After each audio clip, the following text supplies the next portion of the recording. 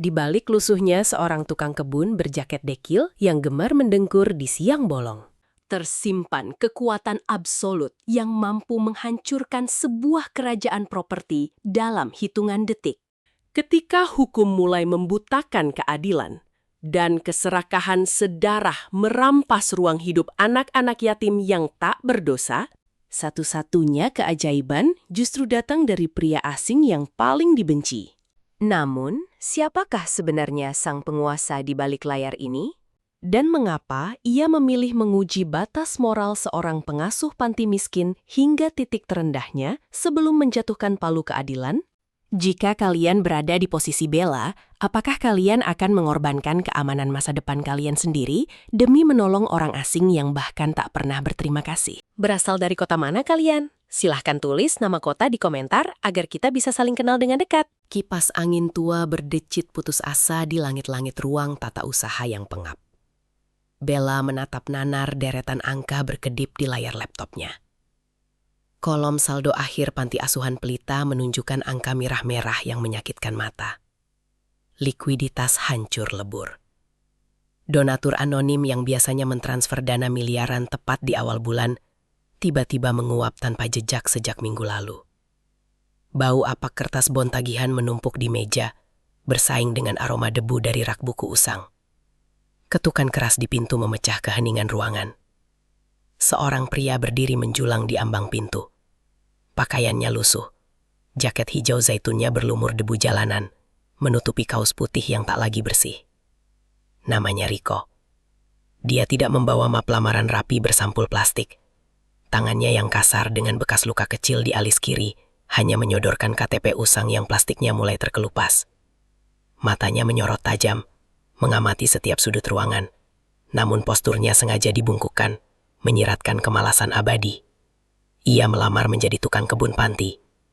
Belum sempat Bella membuka mulut untuk menguji kemampuannya, pria itu mengajukan satu syarat tak masuk akal dengan nada datar. Gajinya harus dibayar penuh di muka, hari ini juga. Bella menggigit bibir bawahnya kuat-kuat.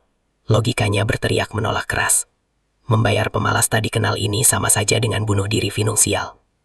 Namun, rumput liar di halaman belakang sudah setinggi dada anak-anak, mengundang ular berbisa saat musim hujan tiba. Tidak ada orang lain di kota ini yang sudi bekerja kotor dengan upah di bawah standar minimum. Dengan berat hati, Bella mengulurkan beberapa lembar rupiah terakhir dari laci kas. Sebuah keputusan putus asa yang akan mengubah jalan hidupnya menuju jurang kehancuran.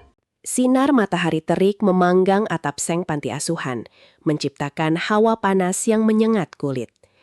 Bella berjalan gontai membawa segelas teh manis dingin, berniat mengecek pekerjaan pegawai barunya setelah 2 jam berlalu. Langkahnya terhenti mendadak di teras belakang. Rahangnya mengeras seketika. Di bawah naungan pohon mangga yang rimbun, Rico tertidur pulas dengan posisi menyilang. Sebuah topi laken kusam menutupi wajahnya, melindunginya dari silau cahaya. Sebuah sekop berkarat tergeletak sembarangan di atas gundukan tanah merah, tepat di samping sepatu botnya yang berlumpur tebal. Tidak ada satupun rumput ilalang yang tercabut. Bella mencengkram gagang gelas kaca di tangannya hingga buku jarinya memutih pasi. Sisa uang kas terakhir panti yang dikumpulkan dari sumbangan warga sekitar baru saja ia serahkan pagi tadi. Anak-anak panti terpaksa makan siang dengan lauk tempe dan sayur bening hari ini. Sementara pria dekil ini asyik mendengkur di jam kerja. Sesekali, Rico menggeser posisi tidurnya, menggumamkan keluhan pelan tentang gagang sekop yang lapuk dimakan rayap, lalu kembali memejamkan mata tanpa rasa bersalah. Dada Bella naik turun menahan amarah yang mendidih ke ubun-ubun. Teh manis di tangannya tumpah, membasahi paving blok yang berlumut. Nafasnya memburu, menatap tajam ke arah pria itu. Ia tidak bisa membiarkan parasit ini menghisap darah panti yang sudah sekarat. Kesabarannya habis tak tersisa. Surat pemecatan harus ditulis sekarang juga, dan uang muka itu harus dikembalikan paksa sebelum matahari terbenam. Langkah Bella menggema cepat di sepanjang koridor lembab yang menuju deretan asrama karyawan di paviliun belakang. Selembar amplop putih berisi sisa gaji proporsional dan surat pemberhentian sepihak tergenggam erat hingga terlipat. Hatinya sudah mantap mengusir tukang kebun pemalas itu. Pintu kamar Rico ternyata tidak terkunci, sedikit terbuka menyisakan celah sempit. Bella mendorongnya pelan dengan ujung jari, bersiap meneriakkan kata pecat. Namun, matanya melebar seketika. Alih-alih menemukan kasur tipis yang berantakan bekas tidur siang, ia melihat sebuah meja kayu tua yang dipenuhi lembaran kertas kalkir berukuran besar. Coretan tinta merah dan hitam saling silang dengan sangat rapi. Bella melangkah masuk perlahan, menyipitkan mata, menahan napas. Itu bukan sekedar coretan acak orang gila. Itu adalah draft pemetaan topografi tingkat lanjut. Kontur elevasi tanah panti digambar dengan presisi matematis. Di sudut meja, tergelar lebar salinan peta tata ruang kota, lengkap dengan stempel rencana detail tata ruang terbaru dari Badan Pertanahan. Koordinat patok tanah panti dilingkari berulang kali dengan stabilo kuning terang, dihubungkan dengan garis putus-putus ke area komersial di seberang jalan. Rico tidak pernah tertidur lelap. Gestur malasnya di bawah pohon mangga hanyalah kamuflase sempurna untuk menutupi observasinya. Pria berjaket lusuh itu diam-diam mengukur setiap sentimeter batas tanah sengketa panti dari balik bayangan dedaunan. Pertanyaan besar yang menakutkan kini menggantung tebal di udara kamar yang pengap itu. Siapa sebenarnya pria ini? Kertas HVS tebal berlogo timbul burung Garuda emas tergeletak angkuh di atas meja makan panti. Kop suratnya tercetak tebal dan mengancang. PT Nusantara Land, Divisi Legal dan Pembebasan Lahan. Bella membaca deretan kalimat legal formal yang kaku itu dengan tangan gemetar hebat. Surat itu adalah somasi pengosongan lahan paksa, dengan tenggat waktu mutlak 3 kali 24 jam. Dokumen setebal 10 halaman itu menjabarkan klaim sengketa hak milik berlapis. Nilai jual objek pajak di kawasan kumuh ini ternyata meroket tajam bulan lalu, akibat persetujuan proyek jalan tol lintas kota. Panti Pelita, yang berdiri tegak puluhan tahun lalu, kini secara sepihak dianggap menduduki tanah tak bertuan oleh raksasa properti tersebut. Suara isak tangis tertahan terdengar memilukan dari ambang pintu dapur yang gelap. Budi, bocah 8 tahun dengan senyum ompong khasnya, berdiri kaku memeluk boneka beruang kumalnya yang robek di bagian lengan. Di belakang punggung sempit Budi, belasan anak panti lainnya menatap Bella dengan kepanikan luar biasa yang tak bisa disembunyikan.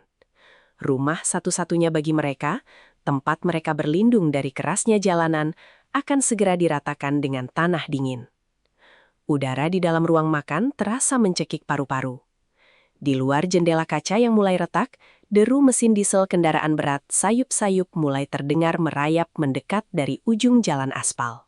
3 pria berbadan tegap dengan tato menjalar di leher turun kasar dari bak mobil pikap hitam kotor. Sepatu Lars berat mereka menginjak genangan air sisa hujan semalam, memercikkan lumpur ke segala arah. Bau alkohol pekat bercampur asap rokok menguar tajam dari tubuh mereka. Tanpa basa-basi, mereka mencabut linggis baja dari bak mobil, berjalan lurus membelah halaman menuju plang besi bertuliskan Panti Asuhan Pelita. Bella berlari keluar dari ambang pintu, berteriak parau mencoba mencegah perusakan itu. Namun salah satu preman bayaran itu membalikkan badan, mendorong bahu Bella dengan sangat kasar hingga wanita itu tersungkur keras ke tanah kerikil. Tiba-tiba, ujung gagang sapu lidi melesak tajam dari arah samping, memblokir ayunan linggis yang hendak menghantam papan nama. Rico berdiri diam di sana. Tatapannya sedingin es, posturnya tegak sempurna, memancarkan aura intimidasi yang menekan dada.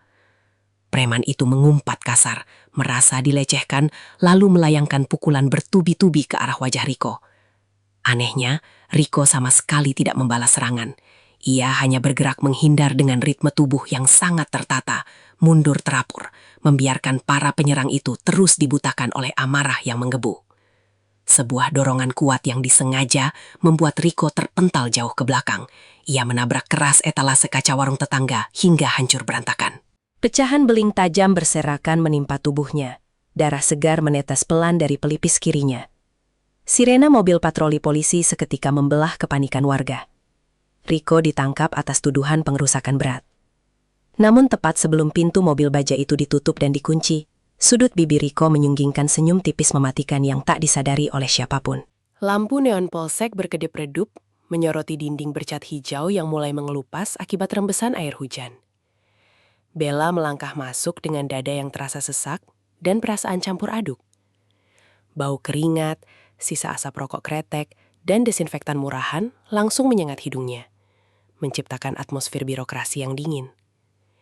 Ia datang malam itu hanya untuk mengonfirmasi penahanan Rico, pria berjaket lusuh yang selama ini ia anggap sebagai parasit pemalas. Namun secara mengejutkan, justru mengorbankan tubuhnya sendiri demi melindungi papan nama panti asuhan Pelita dari hantaman linggis. Langkah Bella tiba-tiba terhenti secara refleks di balik pilar beton kusam ruang tunggu. Dari sudut temaram itu, lorong sempit menuju area sel isolasi terlihat sangat jelas tanpa penghalang. Matanya melebar, menangkap sebuah pemandangan yang perlahan membekukan darah di nadinya. Rico duduk santai di atas lantai semen sel yang dingin, kakinya bersilang tanpa sedikit pun beban ketakutan. Di luar jeruji baja berkarat itu, seorang pria berseragam coklat lengkap dengan atribut berkilau dan pangkat 3 melati di pundaknya berdiri tegap. Pria itu adalah kepala kepolisian sektor. Bukannya melontarkan pertanyaan interogasi kasar, sang kapolsek justru sedikit membungkukkan punggungnya dengan taksim.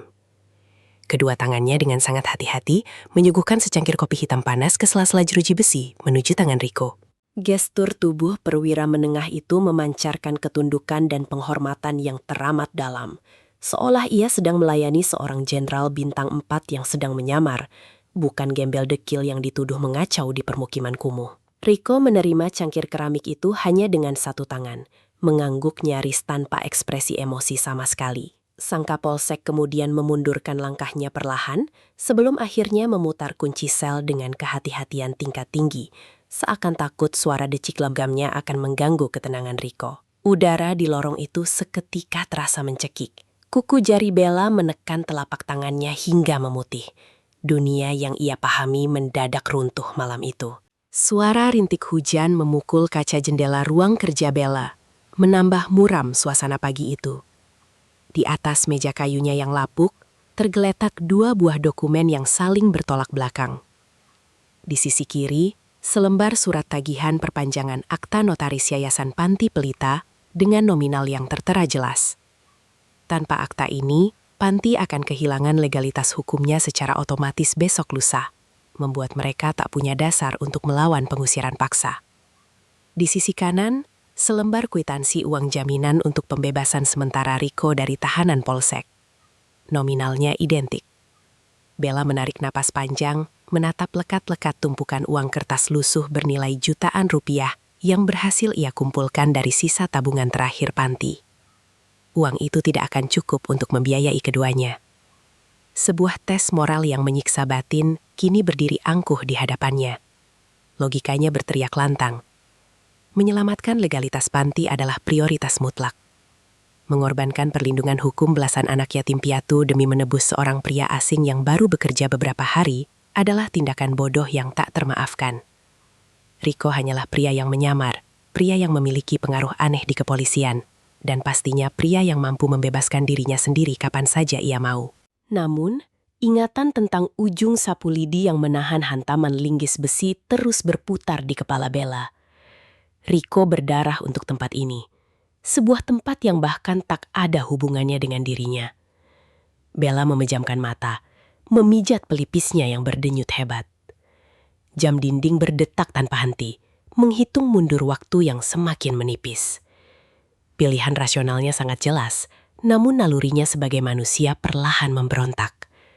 Ujung jarinya bergerak lambat, menyentuh tepi amplop coklat yang berisi uang tunai tersebut. Ia harus memilih, 1 nyawa institusi atau 1 nyawa manusia yang telah berdiri di garda terdepan untuk mereka. Episode 8. Bukti di bawah bantal. Jerit tangis tertahan memecah keheningan ruang tengah Panti menjelang petang. Budi, bocah 8 tahun yang biasanya paling ceria, kini duduk bersimpuh di lantai teraso yang dingin. Ia memeluk erat sebuah mainan truk kayu yang rodanya baru saja dipasang rapi. Di sekelilingnya, anak-anak Panti yang lain berdiri dengan wajah sembab, memegang benda-benda kecil milik mereka. Bella mendekat dengan dahi berkerut, menanyakan asal-muasal mainan kayu yang mengkilap itu. Budi mendongak, matanya merah menyala. Dengan suara bergetar, bocah itu bercerita bagaimana Rico tidak pernah benar-benar tidur lelap di bawah pohon mangga pada siang hari. Riko menghemat tenaganya karena sepanjang malam, saat seluruh penghuni panti tertidur lelap, pria berjaket lusuh itu bekerja dalam diam di gudang belakang. Bella terpaku di tempatnya. Budi menarik tangan Bella, menuntunnya menuju kamar asrama anak laki-laki. Udara di dalam kamar terasa sesak oleh aroma pelitur kayu. Budi menunjuk ke arah ranjang-ranjang tingkat besi yang selama ini bergoyang reot dan membahayakan. Semuanya kini telah dibaut kencang, diikat kuat dengan plat baja tambahan yang disembunyikan rapi di balik kasur tipis. Tidak ada lagi suara decuk berisik saat anak-anak membalikan badan. Budi kemudian merogoh bagian bawah bantalnya, mengeluarkan sebuah pahatan kayu kecil berbentuk burung merpati yang sangat detail, hadiah ulang tahun yang selalu ia impikan. Air mata anak-anak itu menuntut satu hal yang sangat sederhana, keadilan untuk pria yang telah memberikan kehangatan di tengah dinginnya ancaman penggusuran. Mereka memohon dengan sangat agar Bella membawa Riko pulang hari ini juga. Hati Bella serasa diremas kuat oleh tangan tak kasat mata. Benteng pertahanan logikanya hancur berantakan. Pria yang ia tuduh sebagai pemalas rendahan itu ternyata adalah satu-satunya orang yang menghabiskan setiap detik napasnya untuk merawat nyawa panti ini dalam kesunyian. Udara malam di kantor polisi terasa lebih dingin dan menusuk tulang. Bella duduk terpaku di kursi besi ruang administrasi, mengabaikan tatapan aneh dari petugas piket jaga. Di hadapannya, selembar formulir penjaminan tersangka telah diisi penuh dengan tulisan tangannya yang sedikit bergetar. Sebuah amplop coklat usang tergeletak pasrah di atas meja kaca, berisi seluruh lembaran uang tunai tabungan terakhir panti asuhan Pelita. Akta notaris yayasan dipastikan akan kedaluarsa besok pagi, mengikis habis sisa pelindung hukum bagi belasan anak yatim piatu di rumah itu. Keputusan gila ini diambil bukan berdasarkan perhitungan akal sehat, melainkan desakan nurani yang sudah tak lagi mampu ia redam. Bella mengambil pena, lalu membubuhkan tanda tangannya di atas materai dengan sekali tarikan napas yang berat. Suara stempel tebal yang menghantam kertas bergema keras, meresmikan pertaruhan terbesar dalam hidupnya. Ia baru saja mengkhianati seluruh rasionalitasnya sendiri, demi seorang pria asing berjaket lusuh yang menyembunyikan terlalu banyak misteri. Petugas mengangguk, lalu beranjak menuju lorong sel tahanan. Beberapa menit kemudian, suara langkah kaki berat terdengar mendekat. Riko muncul dari balik bayangan. Jaket hijaunya terlihat semakin kotor dan wajahnya memucat. Namun matanya tetap setajam elang. Ia menatap Bella yang masih mematung di dekat meja administrasi. Tidak ada ucapan terima kasih yang terpelontar dari bibir pria itu. Riko hanya memandangi amplop coklat kosong di atas meja, memahami seketika dari mana uang pembebasannya berasal. Bella memalingkan wajah, tak sanggup menatap mata pria itu lebih lama. Ada beban rasa bersalah yang teramat besar terhadap anak-anak panti. Namun anehnya, ada secercah kelegaan ganjil yang mengalir perlahan di dadanya. Pintu keluar polsek terbuka lebar, menyambut hembusan angin malam yang membawa firasat tentang badai besar yang sebentar lagi akan menghantam mereka. Cahaya pagi merayap masuk dari celah tirai ruang tata usaha, namun gagal mengusir hawa dingin yang menyelimuti punggung Bella. Ia baru saja kembali dari bank setelah menyelesaikan prosedur administrasi yang tertunda. Di tangannya, selembar kertas hasil cetak mutasi rekening koran panti bergetar hebat. Bella duduk menjatuhkan diri di kursi kerjanya. Matanya terus terpaku pada satu baris angka yang tercetak tebal di sana. Selama 5 tahun berturut-turut, di setiap tanggal 1 awal bulan, sebuah transfer misterius senilai ratusan juta rupiah selalu masuk dengan presisi waktu yang mengagumkan dari seorang donatur anonim. Dana itulah yang selama ini menahan Panti Pelita dari kebangkrutan total. Namun, di lembar mutasi terbaru itu, riwayat transfer sang penyelamat terputus secara brutal. Tanggal penghentian transfer tersebut tercetak dengan sangat jelas, seolah sengaja mengejek kewarasan Bella. Tanggal itu adalah hari yang sama, jam yang sama, dan bahkan menit yang nyaris sama persis dengan momen ketika Riko pertama kali menginjakkan kakinya di teras panti dengan jaket dekilnya untuk melamar pekerjaan sebagai tukang kebun. Sinkronisasi waktu itu terlalu sempurna untuk disebut sebagai kebetulan semata. Nafas Bella tersengal. Paru-parunya seakan kehabisan oksigen di dalam ruangan yang mendadak terasa hampa. Fakta gila ini menghantam keras tempurung kepalanya bak palu godam. Pria gelandangan yang baru saja ia tebus dengan sisa nyawa Panti semalam. Pria yang tidur mendengkur di bawah pohon mangga. Sangat mungkin adalah sang malaikat penyokong dana miliaran yang menopang kehidupan mereka selama setengah dekade terakhir. Bella mencengkram kertas mutasi itu hingga lecek tak berbentuk. Pandangannya perlahan beralih menembus jendela kaca yang retak. Di halaman belakang yang berdebu, Rico sedang menyapu dedaunan kering dengan gerakan yang sangat tenang. Seolah ia memegang kendali atas seluruh putaran dunia di sekelilingnya. Pintu besi berkarat Panti berderit tertiup angin siang yang kering. Bella berdiri di teras dengan tatapan kosong dan nanar. Di tangannya, selembar slip penarikan bank mengonfirmasi satu kenyataan pahit. Saldo rekening Panti benar-benar menyentuh angka 0 mutlak. Ia baru saja menggadaikan masa depan dan keamanan hukum belasan anak yatim demi membebaskan pria yang kini berdiri tepat di hadapannya. Rico telah kembali. Tidak ada raut penyesalan di wajahnya. Tidak ada satupun ucapan terima kasih yang keluar dari bibirnya. Alih-alih menjelaskan apa yang sebenarnya terjadi di kantor polisi atau merespons pengorbanan gila yang baru saja dilakukan Bella, pria berjaket lusuh itu hanya berjalan dengan sangat tenang menuju gudang penyimpanan alat. Ia mengambil skop berkaratnya dan kembali menggali gundukan tanah di bawah bayangan pohon mangga. Seolah perputaran dunia sedang baik-baik saja. Suara gesekan logam pada bebatuan yang monoton memecah keheningan yang mencekik. Seketika, emosi Bella meledak ke permukaan. Urat di lehernya menegang. Ia telah kehilangan donatur utama yang misterius. Legalitas pantinya hancur lebur, dan pria ini hanya peduli pada akar rumput liar. Dengan langkah lebar yang bergetar, Bella menghampiri Rico, merebut sekop itu dengan kasar dan melemparnya kuat-kuat ke tanah merah. Napas Bella tersengal, air matanya tak lagi bisa ditahan membendung beban pikiran. Dengan suara bergetar namun setajam silet, ia mengusir Rico. Ia memerintahkan pria itu untuk pergi dan jangan pernah berani menginjakkan kakinya lagi di tanah Panti Pelita. Rico menatap Bella dalam diam yang teramat panjang dan menyiksa. Tidak ada perlawanan, tidak ada pembelaan. Ia hanya membungkuk pelan, memungut topi laken kusamnya, dan melangkah pergi menyusuri jalan setapak berdebu tanpa menoleh ke belakang sama sekali. Bella jatuh tertuduk di atas tanah, memeluk lututnya dalam keputusasaan yang absolut, menyadari bahwa kini ia benar-benar sendirian menghadapi ujung jurang. Fajar menyingsing, membawa kabut tipis yang terasa jauh lebih dingin dari biasanya. Suara gemuruh mesin diesel berkapasitas besar merobek ketenangan pagi buta, menggetarkan kaca-kaca nako asrama yang mulai rapuh dimakan usia. Anak-anak panti meringkuk ketakutan di sudut ruangan ruang tengah, saling berpegangan erat memeluk ransel-ransel kecil yang hanya berisi pakaian seadanya. Hari eksekusi pengosongan lahan telah tiba.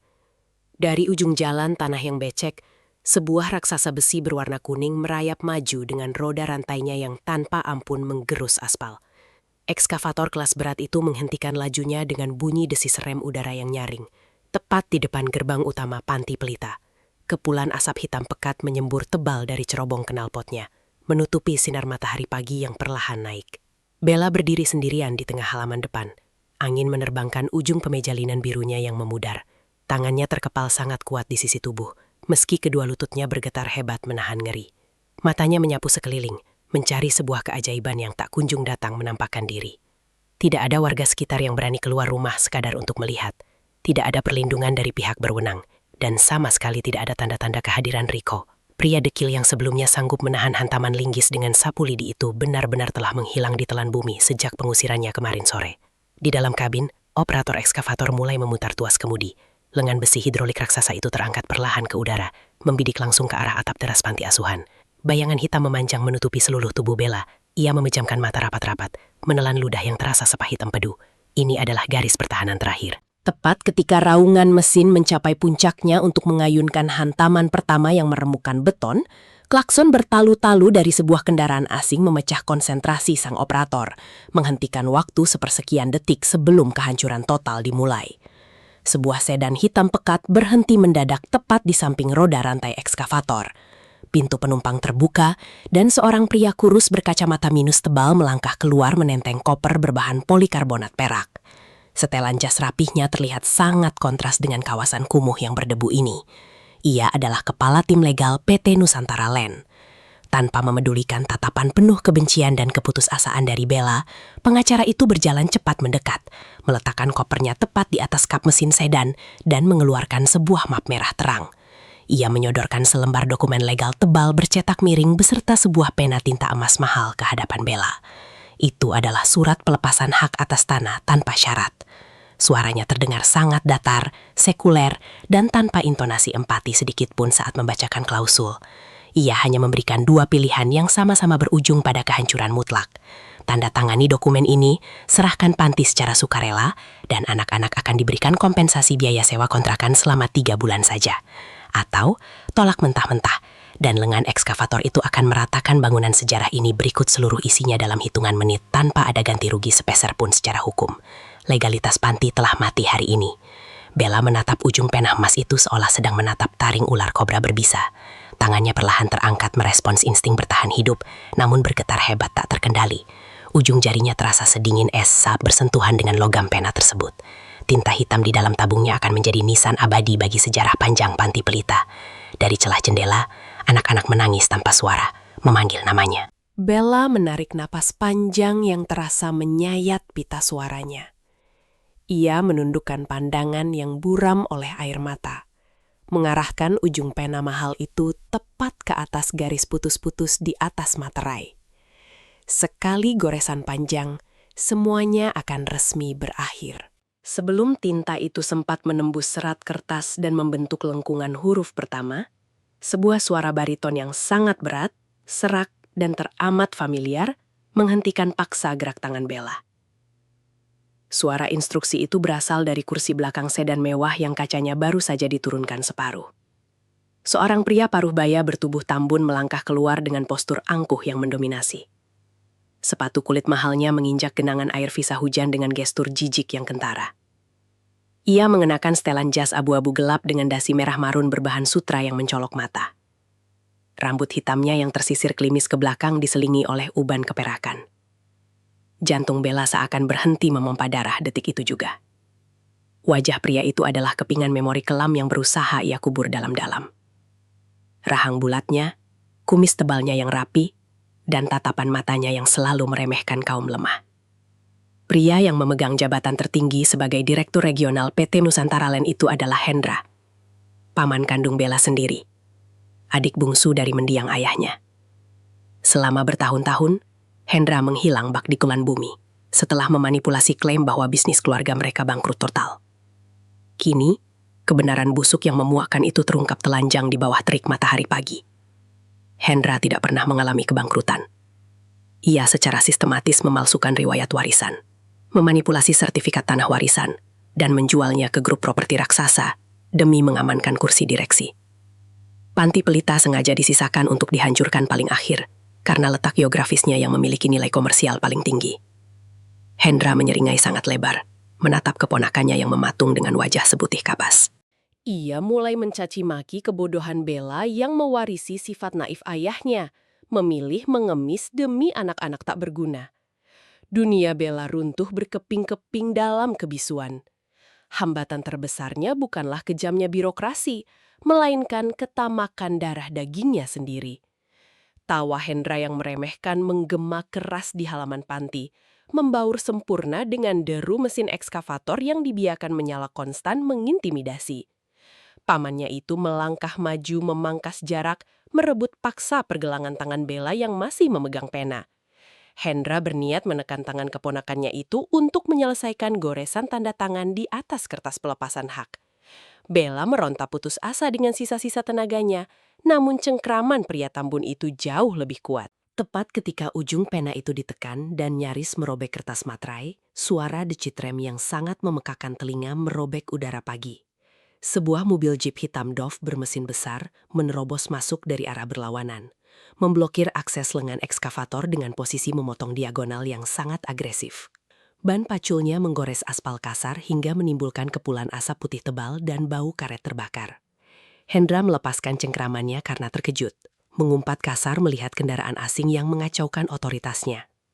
Pintu kemudi jeep itu terbuka perlahan tanpa tergesa-gesa.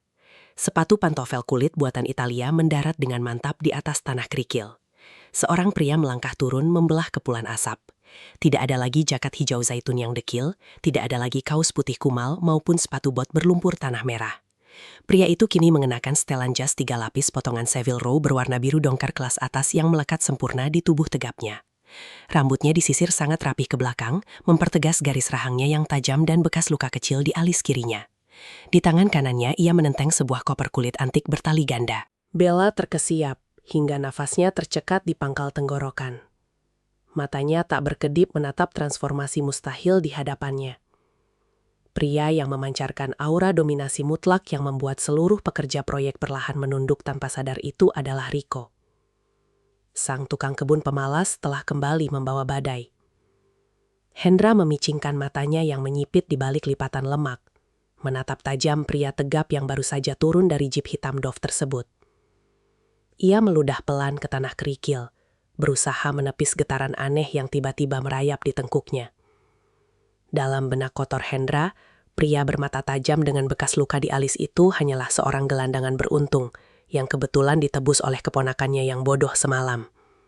Ia mulai tertawa terbahak-bahak, tawanya serak dan menggema keras, memantul pada dinding-dinding beton panti asuhan pelita yang sedang menunggu detik-detik kehancurannya. Hendra melangkah maju dengan postur sangat arogan, menunjuk tepat ke wajah Rico menggunakan pena emas mahalnya. Ia mencaci maki tanpa ampun, menyebut Rico sebagai aktor badut sewaan yang dibayar murah oleh Bella untuk menakut-nakutinya dengan sandiwara konyol. Bella, yang masih mematung gemetar di dekat moncong besi ekskavator, hanya bisa menatap Rico dengan sejuta pertanyaan tak terjawab yang menyumbat pangkal tenggorokannya. Napas wanita itu memburu, mencoba mencari setitik logika dari pemandangan surrealis ini. Rico sama sekali tidak terpancing oleh hinaan kasar dan provokatif dari pria tambun di hadapannya. Ia berdiri dalam diam yang mematikan. Tangan kanannya dengan tenang membetulkan kerah jas biru dongkernya melalui gerakan yang sangat lambat dan terukur. Seakan Direktur Regional PT Nusantara Land itu hanyalah butiran debu kotor yang tak pantas mendapat perhatiannya. Sikap dingin, kebisuan, dan ketenangan absolut yang dipancarkan Rico justru membuat urat di leher dan pelipis Hendra semakin menonjol keluar. Pria paruh baya itu merasa otoritas tertingginya sedang diinjak-injak secara terbuka di depan mata seluruh anak buah dan pekerja proyeknya. Dengan wajah memerah padam karena amarah yang mendidih hingga ke ubun-ubun, Hendra berbalik kasar menuju sedan mewahnya. Ia berniat mengeluarkan sebuah senjata hukum absolut yang akan segera membungkam nyali dan mengakhiri perlawanan sia-sia ini untuk selamanya. Hendra kembali dari mobilnya dengan langkah setengah berlari, napasnya memburu, membawa sebuah map hijau berlogo Badan Pertanahan Nasional. Ia menghempaskan map itu ke atas kap mesin sedannya, lalu menarik selembar dokumen tebal berlambang burung Garuda emas yang bersinar di terpa cahaya matahari pagi. Itu adalah sertifikat hak milik atau SHM asli atas seluruh kawasan tanah ini. Ia mengangkat dokumen sakti itu tinggi-tinggi, menampar wajah Bella dengan realitas hukum yang sangat brutal dan tak terbantahkan. Nama PT Nusantara Land tercetak tebal dan sah secara absolut di atas kertas berhologram tersebut. Hukum tata negara sepenuhnya berpihak pada sang paman. Rico yang sedari tadi memancarkan aura dominasi tiba-tiba terdiam kaku. Pandangannya terpaku pada lambang Garuda di dokumen tersebut tanpa mengucapkan sepatah kata pun. Keheningan Rico menyuntikkan keberanian yang meluap-luap ke dalam nadi Hendra. Sang paman kembali menyeringai lebar, merasa kemenangan mutlak telah berada di genggaman tangannya. Ia mengangkat tangan kanannya ke udara, memberikan isyarat fatal kepada operator di dalam kabin alat berat. Suara raungan mesin diesel ekskavator kembali meledak memekakkan telinga, memuntahkan asap hitam yang jauh lebih pekat dari sebelumnya. Lengan hidrolik raksasa itu mulai berayun turun dengan kecepatan penuh, bersiap meremukan atap teras panti dalam satu hantaman maut. Bella jatuh terduduk di atas tanah berdebu, lututnya tak lagi mampu menopang berat badannya. Ia menutup wajahnya dengan kedua tangan, membiarkan air mata keputusasaan mengalir deras tanpa halangan. Pertahanannya hancur lebur berkeping-keping. Pemandangan Rico yang terdiam membisu membunuh sisa-sisa harapan terakhirnya. Di dalam asrama, jeritan histeris anak-anak panti mulai terdengar bersahut-sahutan, menyayat hati siapapun yang mendengarnya. Dunia perlahan terasa menggelap bagi Bella. Bayangan raksasa besi berwarna kuning itu kini telah sepenuhnya menutupi tubuhnya, bersiap menghapus seluruh jejak sejarah Panti Pelita dari muka bumi. Tepat ketika ujung gigi besi ekskavator berjarak kurang dari 1 meter untuk mencabik atap beton panti, Rico perlahan merogoh saku dalam jas biru dongkernya. Ia mengeluarkan sebuah ponsel satelit berwarna hitam pekat, menekan satu tombol panggilan cepat dan menempelkannya ke telinga. Tidak ada kalimat panjang yang keluar dari bibirnya. Ia hanya menggumamkan satu kode alfanumerik yang sangat singkat dengan nada suara datar namun menyimpan otoritas mutlak. Detik berikutnya, ia langsung mematikan panggilan tersebut dan kembali memasukkan ponsel ke dalam sakunya dengan tenang. Hendra yang melihat tindakan itu tertawa semakin keras, mengejek Rico yang dianggapnya sedang memohon bantuan ke nomor yang salah. Namun, tawa merendahkan sang paman terhenti secara mendadak dan brutal. Kurang dari 5 detik setelah Rico mematikan teleponnya, ponsel pintar di saku celana Hendra berdering nyaring memecah raungan mesin. Sebuah nomor pusat dari markas besar jajaran direksi utama di ibu kota berkedip terang di layar. Hendra menekan tombol terima dengan tangan yang mendadak gemetar. Wajah pria paruh baya yang semula memerah angkuh itu seketika berubah pucat pasi seperti mayat. Matanya melebar penuh kengerian, menatap kosong ke arah jeep hitam milik Rico. Pada detik yang sama persis, dering telepon satelit lain berbunyi nyaring dari dalam kabin ekskavator. Sang operator dengan panik mengangkat panggilan darurat tersebut dari sentral pengendali proyek. Mesin diesel raksasa yang sedang mengaum marah itu tiba-tiba dimatikan secara paksa dari pusat. Lengan hidrolik ekskavator terhenti mendadak di udara, menggantung kaku hanya beberapa sentimeter di atas kepala Bella yang masih meringkuk ketakutan di tanah. Kesunyian absolut tiba-tiba menyelimuti seluruh kawasan sengketa itu, menyisakan suara embusan angin dan detak jantung Hendra yang berpacu liar, memompa keringat dingin di dahinya. Rico melangkah maju perlahan, menatap Hendra dengan sorot mata sang algojo. Hendra mundur beberapa langkah. Kakinya bergetar hebat hingga nyaris tersandung bebatuan kerikil. Ponsel mahalnya terlepas dari genggaman dan jatuh membentur aspal hingga retak. Rico melangkah santai menuju jeep hitamnya, mengambil koper kulit antik yang ia letakkan di kursi penumpang, lalu meletakkannya di atas kap mesin sedan milik pamannya itu. Dengan suara klik logam yang tajam, Rico membuka pengunci koper. Ia mengeluarkan sebuah map kulit tebal berisi tumpukan dokumen yang disegel dengan lilin merah resmi. Itu bukanlah sekedar sertifikat tanah biasa. Dokumen itu adalah akta pendirian holding dan perjanjian wali amanat tingkat tinggi. Dengan suara bariton yang menggema penuh kuasa, Rico membacakan lembar pertama. Dokumen itu mengukuhkan dirinya sebagai komisaris utama sekaligus pewaris tunggal yang sah dari seluruh gurita bisnis raksasa yang menaungi PT Nusantara Land. Rico bukanlah tukang kebun, apalagi gelandangan bayaran. Ia adalah sang pemilik tertinggi, Hidden Air yang selama ini mengendalikan arus kas perusahaan dari balik layar bayang-bayang. Rico menatap Hendra yang kini jatuh bersimpuh dengan napas tersengal. Tanpa ampun, Rico membacakan surat pemecatan tidak hormat detik itu juga. Mencabut seluruh aset dan fasilitas yang selama ini dimanipulasi oleh Hendra untuk memperkaya diri sendiri. Paman menangis histeris, memohon ampun sambil merangkak mencium sepatu kulit Rico. Namun dua pria berseragam hitam yang baru saja tiba di lokasi langsung menyeret tubuh Tambun itu pergi. Rico kemudian berjalan menghampiri Bella yang masih terteduh kaku dengan wajah tak percaya. Ia menyodorkan tangannya yang kokoh, membantu wanita itu berdiri tegak. Dengan satu anggukan kecil, Rico menyerahkan dokumen legalitas pembatalan sengketa lahan tersebut ke telapak tangan Bella yang masih dingin. Panti Pelita akhirnya bebas dari cengkraman ancaman, berdiri tegak menyambut matahari pagi yang bersinar semakin terang. Langit sore melukiskan warna jingga keemasan yang hangat menyelimuti halaman panti asuhan Pelita. Anak-anak panti berlarian riang mengelilingi sisa-sisa reruntuhan pagar. Tawa mereka kembali mengudara setelah lepas dari mimpi buruk penggusuran. Bella berdiri di teras, memegang cangkir teh hangat, menatap Rico yang kembali mengenakan kemeja santai, duduk di bangku kayu panjang yang usang. Sebuah pertanyaan besar masih mengganjal keras di benak Bella. Ia melangkah mendekat, bertanya dengan suara lembut, mengapa seorang miliarder penguasa korporasi raksasa sudi menyamar menjadi tukang kebun dekil, tidur di atas ranjang reyot, dan membiarkan dirinya di penjara demi sebuah tempat yatim piatu terpencil ini. Rico tersenyum tipis, sebuah senyuman tulus yang baru pertama kali ia tunjukkan. Dari saku kemejanya, ia mengeluarkan selembar foto usang berwarna sepia yang pinggirannya mulai sobek. Rico menyerahkan foto itu.